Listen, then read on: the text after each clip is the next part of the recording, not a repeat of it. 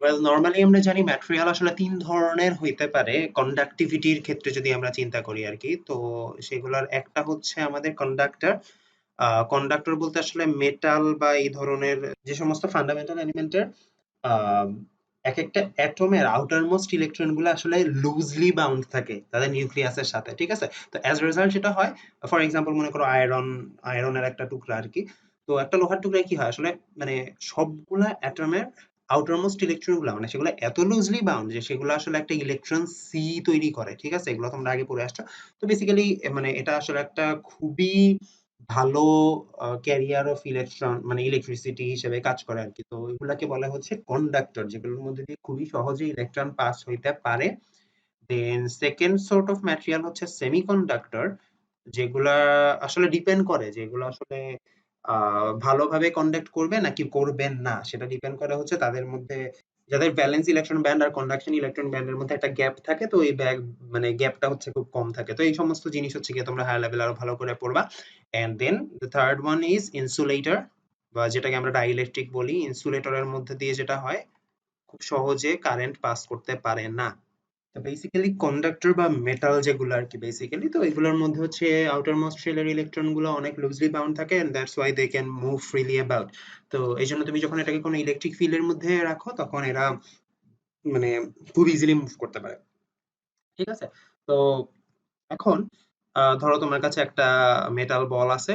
ধরো এটার মধ্যে একটা সলিড মেটাল বল একদম, মানে এটার মানে ভিতরে ফাঁপা না, এরকম একটা মেটাল বল তোমার কাছে আছে এবং তুমি এখানে অনেকগুলো পজিটিভ চার্জ এনে ছেড়ে দিছো। তো এটা যদি একটা কন্ডাক্টর হয় তাহলে যেহেতু কন্ডাক্টরের মধ্যে দিয়ে চার্জ খুবই ইজিলি পাস করতে পারে, সো এই চার্জ গুলা অ্যাকচুয়ালি কি করবে, যেহেতু তুমি সব একই ধরনের চার্জ দিছো, সবই পজিটিভ চার্জ মানে বাইরে থেকে অনেকগুলা রেখে দিছো এখানে, যেহেতু like charges repel each other, তো এই চার্জ গুলো সব হচ্ছে একটা থেকে যত দূরে পারে তত দূরে সরা যাবে। ঠিক আছে? এখন কথা হচ্ছে তত দূরে সরে যাইতে হইলে এখন এইটার চারপাশে মনে করো বাতাস আছে, তো তারা তো বাতাসে চলে যাইতে পারবে না, তাই না? মানে তারা হচ্ছে কন্ডাক্টরের মধ্যে থাকবে, বাতাস কিন্তু ইনসুলেটর, সো ইনসুলেটরের মধ্যে কিন্তু চার্জ গুলো সচরাচর যাবে না। তো এই চার্জগুলা এই বলটার মধ্যেই থাকবে, বাট যতটা দূরে সম্ভব। ঠিক আছে? তো তারা করবে কি, এরা একদম একটা আরেকটা থেকে যতটুকু দূরে যাওয়া সম্ভব তত দূরে যাওয়ার চেষ্টা করতে করতে করতে করতে কোন টাইমে গিয়ে স্টেবল হবে, যখন তারা সবাই সারফেসে চলে আসছে। ঠিক আছে? মানে সারফেসে চলে আসলে তারা নিজেদের মধ্যে সবচেয়ে বেশি দূরত্ব মেনটেন করতে পারে।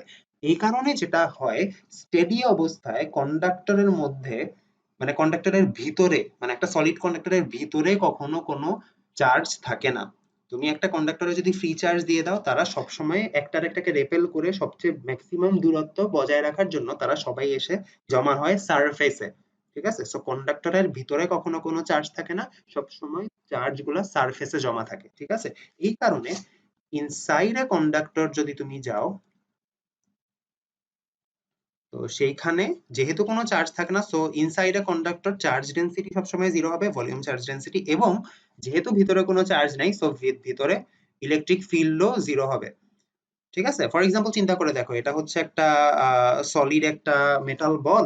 তো তুমি যখন আসলে এটার ভিতরে চার্জ ছেড়ে দিছো, তারা স্টেডি অবস্থায় কি করছে, সবগুলাকে রেপেল করে এরা একদম সারফেসে এসে জমা হয়েছে, ভিতরে কোনো চার্জ নাই। সো ভিতরে যদি ইলেকট্রিক ফিল্ড বের করতে চাও, গাউস ল অ্যাপ্লাই করে, সো তুমি একটা গাউসিয়ান সারফেস নিলা। এই গাউসিয়ান সারফেসের ভিতরে কি কোনো চার্জ আছে? না, কোনো চার্জ নাই। সো এটার ভিতরে তুমি যদি এখানে গাউসিয়ান সারফেস মানে গাউস ল অ্যাপ্লাই করতে যাও, তোমার গাউসের ল এর রাইট হ্যান্ড সাইড আসবে 0। সো এটার ভিতরে কোনো ইলেকট্রিক ফিল্ড থাকা সম্ভব না। ঠিক আছে? বাট যখন তুমি একটা ডাইইলেকট্রিক নিয়ে কাজ করবা, মানে একটা ইনসুলেটর নিয়ে কাজ করবা, তখন আর কেসটা সেম হয় না। ঠিক আছে? তখন হচ্ছে জিনিসটা একটু আলাদা হয়। সো একটা কন্ডাক্টরকে যখন তুমি ইলেকট্রিক ফিল্ডের মধ্যে রাখো, তখন চার্জগুলো যথাসম্ভব দূরে সরে যাবে একটা আরেকটা থেকে, এবং তারা সারফেসে এসে জমা হবে। ঠিক আছে? যখন তুমি আসলে একটা ইলেকট্রিক ফিল্ডের মধ্যে একটা ডাইইলেকট্রিক কে পুট করছো, তখন কিন্তু কেসটা সিমিলার থাকে না। ঠিক আছে? আচ্ছা, একটা এক্সটার্নাল ইলেকট্রিক ফিল্ডের মধ্যে যখন আমরা মেটাল না রেখে একটা ডাইইলেকট্রিকের টুকরা রাখতেছি, ডাইইলেকট্রিক মানে কি, ইনসুলেটর। তো একটা ইনসুলেটরের টুকরা যখন রাখতেছি, তখন কেসটা কিরকম হয় সেটা এখন আমরা একটু স্টাডি করবো। বেসিক্যালি এখানে আমি যে ব্লকটা আঁকলাম সেটা হচ্ছে একটা ডাইইলেকট্রিক ম্যাটেরিয়াল। ফর এক্সাম্পল ধরো এটা একটা রাবার হইতে পারে, অথবা এটা ইবোনাইটের কোন একটা বার হইতে পারে, ইত্যাদি। তো এইটার মধ্যে অনেকগুলো অ্যাটম আছে, অবভিয়াসলি এটার ভিতরে অসংখ্য অ্যাটম আছে। ধরো এই ডাইইলেকট্রিকটাকে আমি একটা এক্সটার্নাল ইলেকট্রিক ফিল্ডের মধ্যে রাখলাম, ঠিক আছে? External electric field. এখন নরমালি কি হয়, একটা ইলেকট্রিক ফিল্ড যেদিকে যে ডিরেকশনে কাজ করে, নেগেটিভ চার্জ গুলো তার অপোজিট ডিরেকশনে অ্যাট্রাক্টেড হয় এবং পজিটিভ ডিরেকশন গুলো ইলেকট্রিক ফিল্ডের দিকে অ্যাট্রাক্টেড হয়। তো এখন এই যে এক এক প্রতিটা অ্যাটমে কি আছে, অনেকগুলা ইলেকট্রন আছে, অনেকগুলা পজিটিভ চার্জ বা প্রোটন আছে, তাই না? যেটা হবে নরমালি, মনে করো এইটা যদি একটা মানে ভেগ শেপের একটা মানে অ্যাটমের শেপ হয় আর কি। তো এই অ্যাটমের ইলেকট্রিক ফিল্ডের মধ্যে রাখলে এই অ্যাটমের পজিটিভ চার্জ গুলা সব হচ্ছে ইলেকট্রিক ফিল্ডের ডিরেকশন যেই বরাবর সেই বরাবর মানে দূরে সরে যাবে, এন্ড ইলেকট্রন গুলা যেগুলা সেগুলা একটু ইলেকট্রিক ফিল্ড যেদিকে তার অপোজিট ডিরেকশনে সরে আসবে, মানে পজিটিভ চার্জ গুলো এই ডিরেকশনে যাচ্ছে আর নেগেটিভ চার্জ গুলো এই ডিরেকশনে যাচ্ছে। তো যেটা হবে, এটা ডি শেপড হয়ে যাবে, ডি শেপড হয়ে এই পাশে বেশি পজিটিভ চার্জ থাকবে এবং এই পাশে বেশি নেগেটিভ চার্জ থাকবে, এরকম একটা স্ট্রাকচার হয়ে যাবে। তার মানে জিনিসটা কি হচ্ছে, জিনিসটাতে দুইটা পোল তৈরি হইলো, ঠিক আছে? নরমালি অ্যাটম কিন্তু পোলারও মানে নরমালি অ্যাটম বা মলিকিউল বলো, সেগুলো পোলারও হইতে পারে, সেগুলো নন পোলারও হইতে পারে। বাট যখন তুমি একটা এক্সটার্নাল ইলেকট্রিক ফিল্ডের আন্ডারে সেটাকে রাখলা, তখন এটা কি একটা পোলার একটা অ্যাটম হয়ে গেল বা পোলার একটা মলিকিউল হয়ে গেল, তাই না? যেটা একটা পজিটিভ সাইড আছে, একটা নেগেটিভ সাইড আছে, অনেকটা এই ধরনের হয়ে গেল আর কি। ঠিক আছে, অরিজিনাল ডিস্ট্রিবিউশনটা ছিল এরকম যে মাঝখানে মনে করো প্রোটন আছে আর চারপাশে হচ্ছে ইলেকট্রন আছে, অরিজিনাল ডিস্ট্রিবিউশনটা ছিল এরকম। বাট এখন সেটা স্কিউড হয়ে গেছে, কেন? বাইরে থেকে আমি ইলেকট্রিক ফিল্ড অ্যাপ্লাই করছি, যার কারণে লেফট হ্যান্ড সাইডে হচ্ছে সব ইলেকট্রন চলে আসবে, রাইট হ্যান্ড সাইডে সব প্রোটন জমা হবে। সো আলটিমেটলি এটা একটা, এটাকে বলে হচ্ছে পোলারাইজড হওয়া, ঠিক আছে? এটাকে, এই প্রসেসটাকে বলে হচ্ছে পোলারাইজেশন। এটার কারণে যেটা হইলো দেখো, একদম এই যে ব্লকটা আমি এখানে আঁকছি, সেই ব্লকটার একদম এই যে লেফট এজ ধরে একদম লেফট সারফেসটা যদি চিন্তা করো, এই লেফট সারফেসটা পুরা কি নেগেটিভ চার্জ দিয়ে ইনফেস্টেড হয়ে আছে। আর যদি তুমি একদম রাইট হ্যান্ড সাইড ঘেঁষে যেই সারফেসটা সেটা চিন্তা করো, তাহলে এই সারফেসটাতে সব কিন্তু পজিটিভ সাইড, পজিটিভ চার্জ এসে জমা হয়ে আছে, তাই না? তো অ্যাজ এ হোল তুমি যেটা পাবা, এখানে সারফেসে এক পাশে নেগেটিভ চার্জ আছে এবং এক পাশে পজিটিভ চার্জ আছে। যেই ইলেকট্রিক ফিল্ডের মানে ইলেকট্রিক ফিল্ডের ডিরেকশনটা যেদিকে সেই দিকে মানে away from the electric field positive charge গুলো সরে গেছে এবং towards the electric field negative charge গুলো পুলড হয়েছে।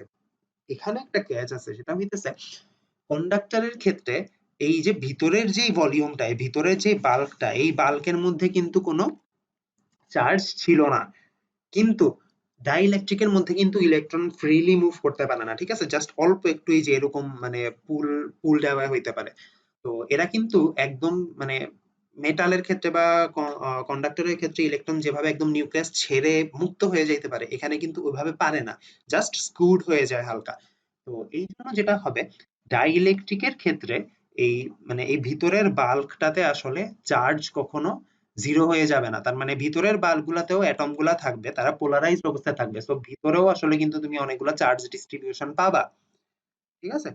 তার মানে হচ্ছে তুমি যখনই একটা ডাইইলেকট্রিককে একটা ইলেকট্রিক ফিল্ডের ভিতরে রাখতেছো, একটা এক্সটার্নাল ইলেকট্রিক ফিল্ডের মধ্যে রাখতেছো, সাথে সাথে সেটার মধ্যে পোলারাইজেশন হবে ইলেকট্রিক ফিল্ডের এফেক্টের কারণে। পোলারাইজেশন হওয়া মানে কি? মানে হচ্ছে পজিটিভ চার্জগুলো একদিকে সরে যাবে, নেগেটিভ চার্জগুলো অন্যদিকে সরে যাবে, ঠিক আছে? এন্ড এই যে পোলারাইজেশনটা হইতেছে, সেটার রেজাল্ট কি? সেটার রেজাল্ট হচ্ছে এখানে দুই ধরনের চার্জ ডিস্ট্রিবিউশন এখন দেখা যাবে। একটা হচ্ছে তোমার সারফেস চার্জ ডিস্ট্রিবিউশন, আর একটা হচ্ছে এই বাল্কের ভিতরে যেই ভলিউম চার্জ ডিস্ট্রিবিউশন আছে, তাই না? সো এটা একটা ভলিউম চার্জ ডেনসিটি ক্রিয়েট হবে, একটা সারফেস চার্জ ডেনসিটি ক্রিয়েট হবে। সো দুই ধরনের চার্জ ডেনসিটি আমরা ডাইইলেকট্রিকের ক্ষেত্রে দেখতে পাবো ইলেকট্রিক ফিল্ড যখন ক্রিয়েট হবে, ঠিক আছে? তো নরমালি আমরা যখন ইলেকট্রিক যখন আমরা ইলেকট্রোস্ট্যাটিক্স এর ফান্ডামেন্টাল পস্টুলেট গুলো পড়ছি, প্রথম ফান্ডামেন্টাল পস্টুলেটটা ছিল হচ্ছে ই এর ডাইভারজেন্স ইকুয়ালস টু হচ্ছে রো বাই এপসাইলন নট, ঠিক আছে? এখানে এই যে রোটা ছিল সেটা কিন্তু ফ্রি চার্জ ডেনসিটি ছিল, সেটা বলা হয় নাই স্পেসিফিক্যালি, বাট এখন সেটা হচ্ছে কি, যেহেতু ডিসকাশন আছে এখন জিনিসটা বলি। রো হচ্ছে ফ্রি চার্জ ডেনসিটি, তার মানে হচ্ছে তোমার যদি মনে করো একটা এটা এরকম একটা বডি আছে, সেটা একটা ডাইইলেকট্রিক হইতে পারে, সেটা একটা মেটাল বডি হইতে পারে, সেখানে তুমি বাইরে থেকে কিছু চার্জ আনছো, ঠিক আছে? কিছু চার্জ এনে ছেড়ে দিছো এটার মধ্যে, যেই চার্জটা আগে এখানে ছিল না। তো এই যে এক্সট্রা চার্জটা তুমি ছেড়ে দিলা, এই এক্সট্রা চার্জ গুলাকে বলে হচ্ছে ফ্রি চার্জ, ঠিক আছে? এরা হচ্ছে মানে এদের কন্ট্রোল তোমার হাতে, তুমি এদেরকে এখানে ছেড়ে দিতে পারো অথবা তুমি এদেরকে এখানে নাও ছাড়তে পারো, এবং ছেড়ে দেওয়ার পরে এরা ফ্রিলি মুভ করতে পারে, কারণ প্রিভিয়াসলি তারা এই বাল্কটার কোনো অংশ ছিল না। এগুলোকে বলা হচ্ছে ফ্রি চার্জ এবং এই চার্জ ডেনসিটিকে বলা হচ্ছে ফ্রি চার্জ ডেনসিটি, যেটা এই ফর্মুলার পার্ট ছিল, ঠিক আছে? এখন তুমি যে এই একটা ডাইইলেকট্রিক বাল্বকে নিয়ে এসে একটা এক্সটার্নাল ইলেকট্রিক ফিল্ডের মধ্যে রাখলা, তার কারণে কি হইলো, এই যে অ্যাটম মানে তার ভিতরে যে মলিকিউল গুলো আছে সেগুলো পোলারাইজড হয়ে গেল। পোলারাইজড হয়ে যাওয়ার কারণে যেটা হইলো, মানে আলাদাভাবে যদি তুমি চিন্তা করো, একটা সারফেস চার্জ ডেনসিটি ক্রিয়েট হইলো, কারণ তার সারফেস বরাবর তুমি রাইট হ্যান্ড সাইড সারফেসে পজিটিভ চার্জ আর লেফট হ্যান্ড সাইড সারফেসে নেগেটিভ চার্জ পাচ্ছ, এবং তার ভিতরে যে বাল্বটা সেই বাল্বকেও তুমি কিছু চার্জ ডিস্ট্রিবিউশন পাচ্ছ, তো একটা ভলিউম চার্জ ডেনসিটি ক্রিয়েট হইতেছে। এবং এই যে চার্জ গুলো এখানে ক্রিয়েট হইতেছে, মানে জাস্ট এক্সটার্নাল ইলেকট্রিক ফিল্টার উপস্থিতির কারণে, সেগুলা কিন্তু তাদের নিজ নিজ জায়গা ছেড়ে চলে যাইতে পারতেছে না, তারা কিন্তু মলিকিউলটা ছেড়ে চলে যাইতে পারতেছে না, so they are not free to move around. ঠিক আছে, তো এগুলাকে বলে হচ্ছে বাউন্ড চার্জ। ঠিক আছে, এই যে সারফেস চার্জ ডেনসিটিটা ইনডিউসড হইলো এবং ভলিউম চার্জ ডেনসিটিটা ইনডিউসড হইলো, সেগুলাকে বলা হচ্ছে বাউন্ড চার্জ, কারণ তারা জায়গা চেঞ্জ করতে পারে না, ফ্রিলি মুভ করতে পারে না। ঠিক আছে, আমরা হচ্ছে ডাইপোল পড়ে আসছি তাই না, যে একটা নেগেটিভ চার্জ এবং একটা সেম অ্যামাউন্টের পজিটিভ চার্জ যদি একটা ছোট ডিস্টেন্স দিয়ে আলাদা থাকে, তাহলে ডাইপোল মোমেন্টের ভ্যালুটা হয় charge Times the distance between them, এবং সেটার ডিরেকশনটা হয় হচ্ছে নেগেটিভ চার্জ থেকে পজিটিভ চার্জের দিকে। ঠিক আছে, তো এই যে ডাইপোল মোমেন্টটা সেটা actually one sort of electric flux হিসেবে কাজ করে আরকি। ঠিক আছে? এই ডাইপোল মোমেন্টটা আমরা আসলে কেন ডিফাইন করছি? এটা ডিফাইন করছি এই কারণে যে এই জিনিসটা মানে অনেকটা এই ডাইপোলের ভিতর ছোট একটা ইলেকট্রিক ফিল্ড ইনটেনসিটি তৈরি হইছে, এমন একটা মানে ব্যাপার বুঝাইতে ডিফাইন হয়। ঠিক আছে? তো বেসিক্যালি আমি যে এখানে ইলেকট্রিক ফিল্ডের মধ্যে এই বাল্বটা রাখার কারণে প্রতিটা মলিকিউল যে পোলারাইজড হয়ে গেল, পোলারাইজড হওয়ার কারণে এই জিনিসটার চেহারা দেখতে কি আসলে একটা ডাইপোলের মতো লাগতেছে না? একটা ডাইপোলে কি হয়, একটা পজিটিভ চার্জ আর নেগেটিভ চার্জ সেম অ্যামাউন্টে তারা একটা ছোট ডিসটেন্স দিয়ে আলাদা থাকে, ঠিক? তো এখানেও আসলে কি হয়েছে, পজিটিভ চার্জ আর নেগেটিভ চার্জ গুলো আলাদা হয়ে গেছে, so they will act like small dipoles inside of this bulk.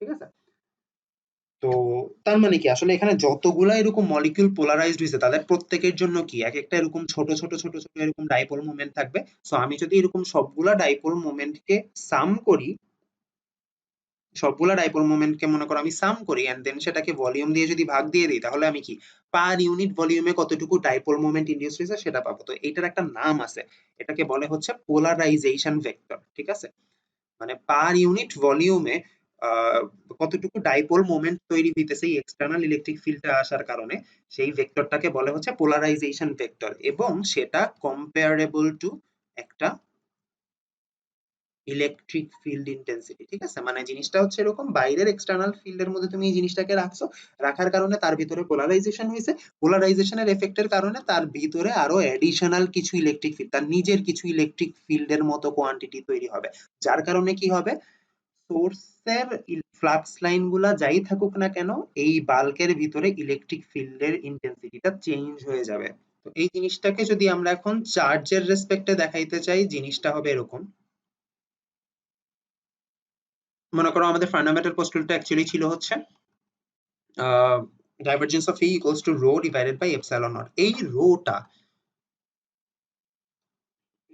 কিন্তু এখন অ্যাকচুয়ালি সবকিছুর ক্ষেত্রে হবে। ঠিক আছে, এখানে কত ধরনের রো আছে সবগুলোর ক্ষেত্রে হবে। আমরা প্রিভিয়াসলি যখনই আমরা পস্টুলেটটা আলোচনা করছি তখন আমরা নরমালি একটা মেটাল বল বা একটা মেটাল বাল্ক এই সমস্ত নিয়ে কাজ করছি, এবং মেটাল কি কন্ডাক্টর। বার এখন আমরা যখন ডাইইলেকট্রিকে কাজ করব তখন এই রো এর ভিতরে আমাকে আসলে ফ্রি চার্জ ডেনসিটিটাকেও নিয়ে আসতে হবে এবং বাউন্ড চার্জ ডেনসিটিটাকেও নিয়ে আসতে হবে। ঠিক আছে, তো বেসিক্যালি এই রো এর ভিতরে আসলে দুই ধরনের পার্ট আছে, একটা হচ্ছে রো ফ্রি, সেটাকে আমরা মানে অ্যাস্টেরিক আছে যেটাকে এফ দিয়ে ডিনোট করলাম, আর হচ্ছে রো বাউন্ড।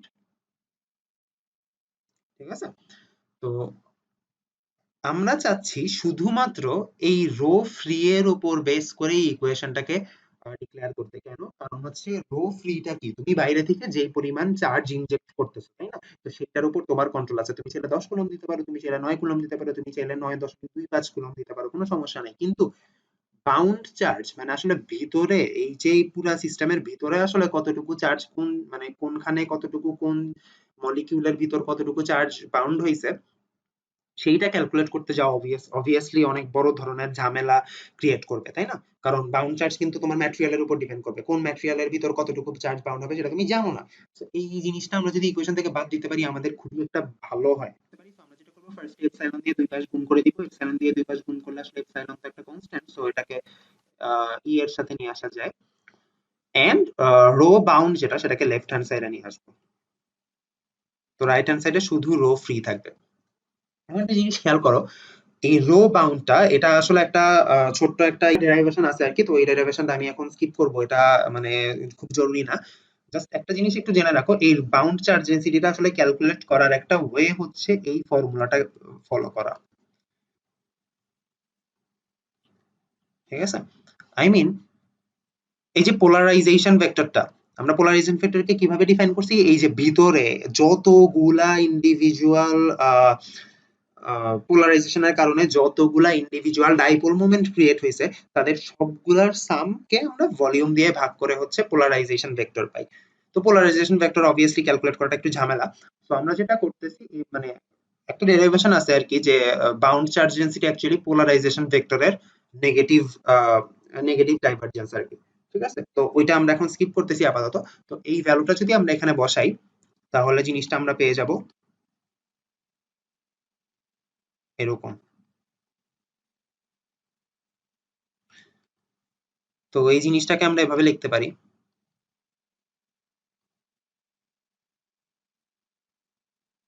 ঠিক আছে, তো এই যে এখানে ভিতরের যে এই টার্মটা, এই টার্মটাকেই আসলে ফ্লাক্স ডেনসিটি হিসেবে ডিফাইন করে।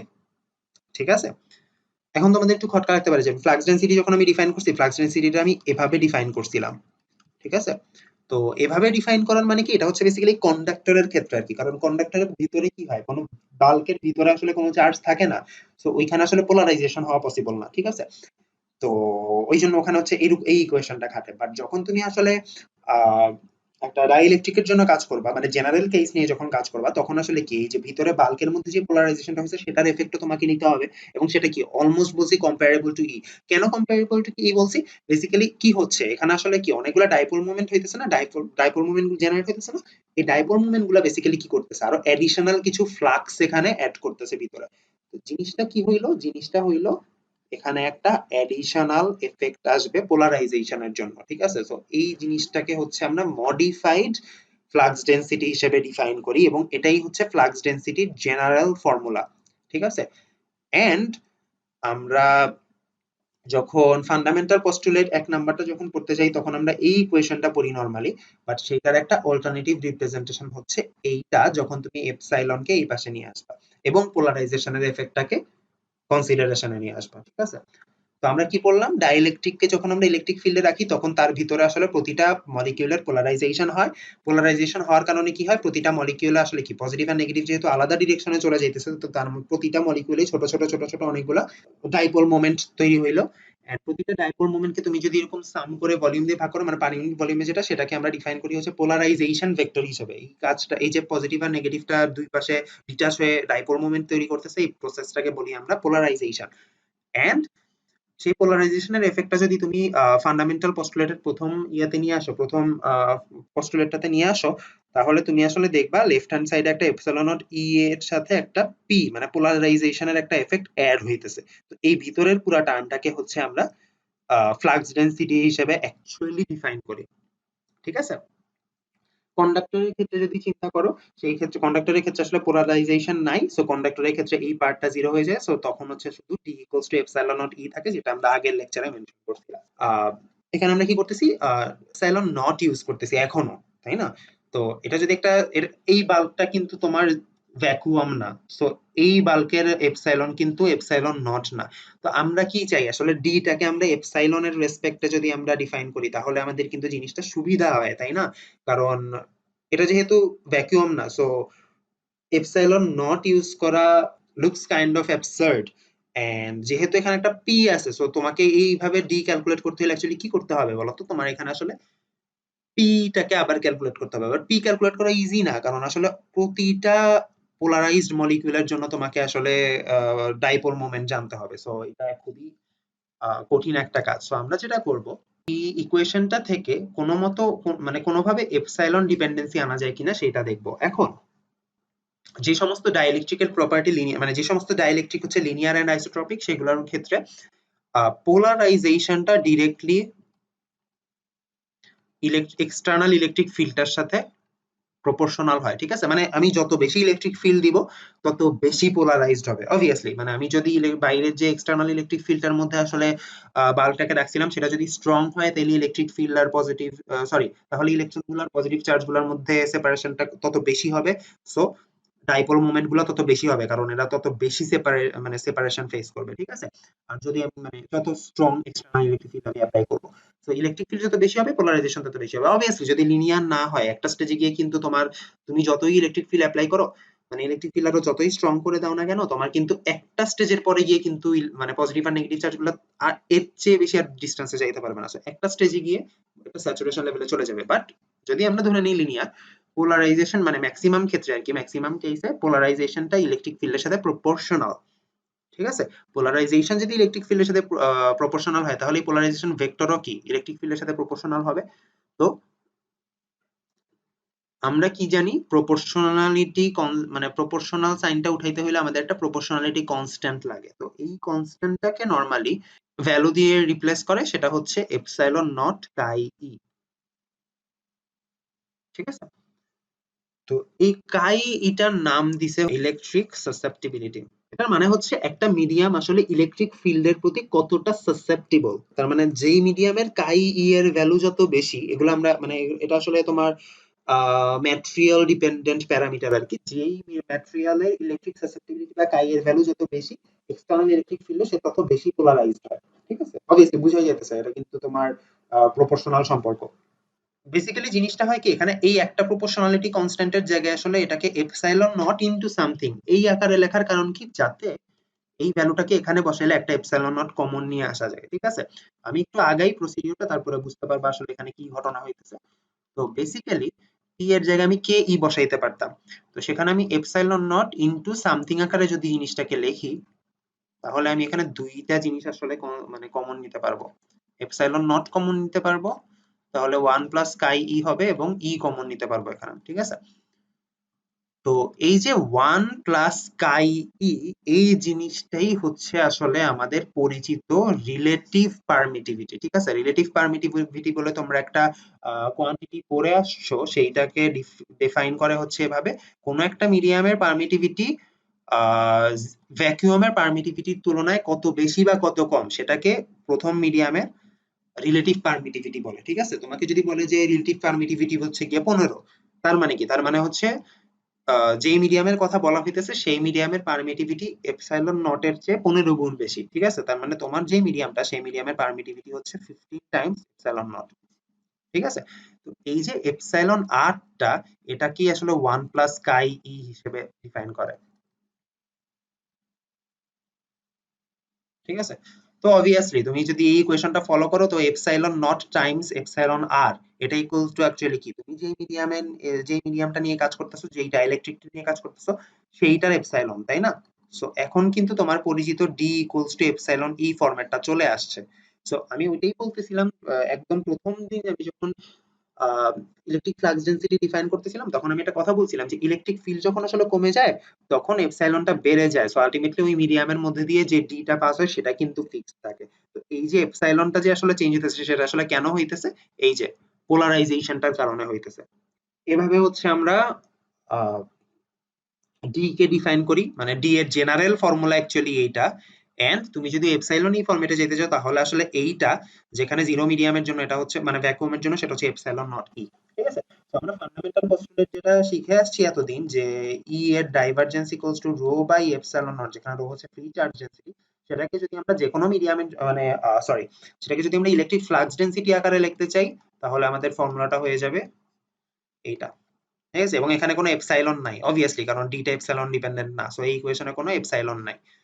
তো সিমিলারলি আমরা যদি আহ গাউস লটা যখন আমরা অ্যাপ্লাই করতেছিলাম তখন গাউস লটা দেখতে এরকম ছিল যে E dot ds equals to Q enclosed মানে যেই ক্লোজ সারফেসটা নিয়ে আমরা কাজ করতেছি সেই সারফেসের ভিতর কতটুকু চার্জ আছে ডিভাইডেড বাই হচ্ছে এপসাইলন নট, ঠিক আছে? ওখানে কিন্তু ফর্মুলাতে এপসাইলন নট ছিল এপসাইলন কিন্তু ছিল না। তো আমরা যখন সেটাকে মানে জেনারেল ফর্মে মানে ইলেকট্রিক ফ্লাক্স ডেনসিটি ফরম্যাটে লিখবো তখন আমার ইকুয়েশনটা সিম্পলি হয়ে যাবে এরকম যে D dot ds equals to Q enclosed, ঠিক আছে? সেখানে কিন্তু কোনো এপসাইলন নট থাকবে না। তার মানে আমরা ফান্ডামেন্টাল পস্টুলেটে যেসব জায়গায় এপসাইলন নট সহ মানে ইকুয়েশন পড়ে আসছি, ডি দিয়ে যদি তুমি এক্সপ্রেস করতে চাও তাহলে সেই সব জায়গায় এপসাইলন নটটা থাকবে না। তো এটাই হচ্ছে আমাদের ইলেকট্রিক ফ্লাক্স ডেনসিটির কনসেপ্ট।